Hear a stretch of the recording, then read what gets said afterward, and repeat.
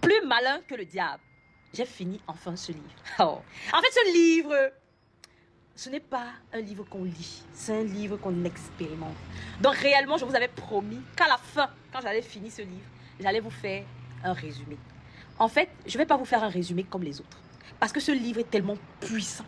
C'est que je vais faire un résumé en 4 parties, pour ne pas être très long, parce que vraiment, même si je fais une vidéo de 10 minutes, je vous rassure que je ne pourrai pas faire un résumé, parce que je veux que vous le viviez. Je vais vous raconter le résumé de telle sorte que vous puissiez vivre ce que je suis en train de dire. Que ça ne passe pas comme quelque chose qu'on dit à l'oreille, ça entre ici, ça sort là-bas. Non. Là, ce livre il est tellement puissant, ça va transformer complètement votre vie. Ce livre vous montre qu'en fait, tout ce qui vous arrive, c'est vous qui l'avez cherché. C'est comme dans le sourate. Je ne sais pas quelle sourate, je vais vous mettre le sourate là. Le diable dit, je n'ai aucune autorité sur vous. Je frappe à la porte et vous ouvrez, j'entre. C'est un sourate, je crois que c'est dans le Coran et même c'est dans la Bible. Alors, plus malin que le diable dit ceci. Si vous souhaitez le succès, il faudrait d'abord pouvoir emporter le costume. Oh là là, c'est trop profond. Si vous souhaitez le succès, il faudrait d'abord pouvoir emporter le costume.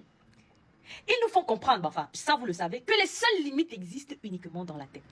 En fait, le diable, ici dit, il possède, il contrôle 98% de la population dans le monde. Quand on lui demande avec quoi est-ce qu'il contrôle, c'est les peurs. Les 6 peurs avec lesquelles il contrôle. En fait, c'est une façon, quand il dit le diable, enfin, le problème ici n'est pas si savoir s'il a vraiment conversé avec le diable ou pas. Ici, c'est des choses réelles, c'est des choses palpables. Je vous l'ai toujours dit que le succès, la réussite est d'abord spirituel. Tout ce qui nous arrive dans la vie est d'abord spirituel. Ça se prépare. Ça veut dire qu'on le prépare nous-mêmes. Ce sont des mots qui sortent de notre bouche. Ce sont nos pensées. C'est très grand. Vous allez voir que la majorité des gens qui ont réussi vont toujours vous tenir le même discours. Vous vous demandez pourquoi. Parce que c'est la pure vérité. Alors, donc, plus malin que le diable, on vous fait comprendre que vous devez bannir ce qu'on appelle la peur. C'est-à-dire agir malgré la peur et commencer à changer votre façon de parler. C'est les 6 peurs. La peur de la maladie, la peur de la pauvreté, la peur de mourir, la peur de la perte de l'amour, la peur de la critique, la peur de vieillir. Voilà les 6 peurs. Et il dit que les 2 peurs avec lesquelles il manipule le plus, c'est la peur de la pauvreté et la peur de la mort.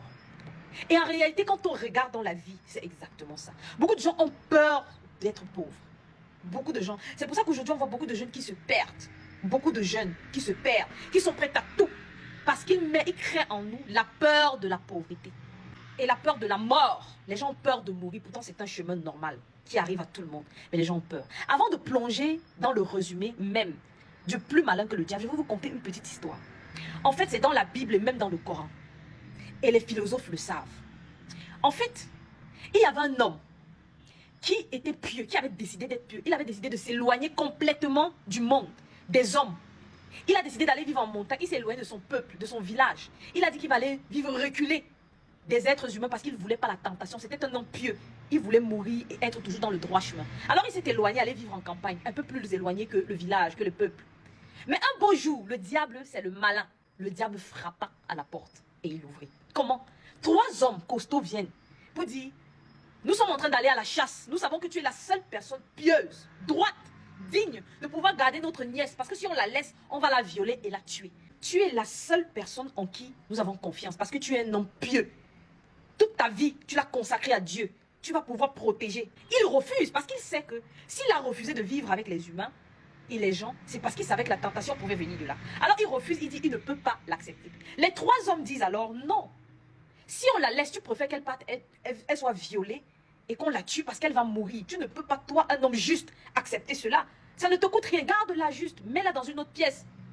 Et alors le monsieur, étant un homme juste et ne voulant pas la mort de la jeune fille, accepta. C'est ainsi que le diable entra dans sa maison.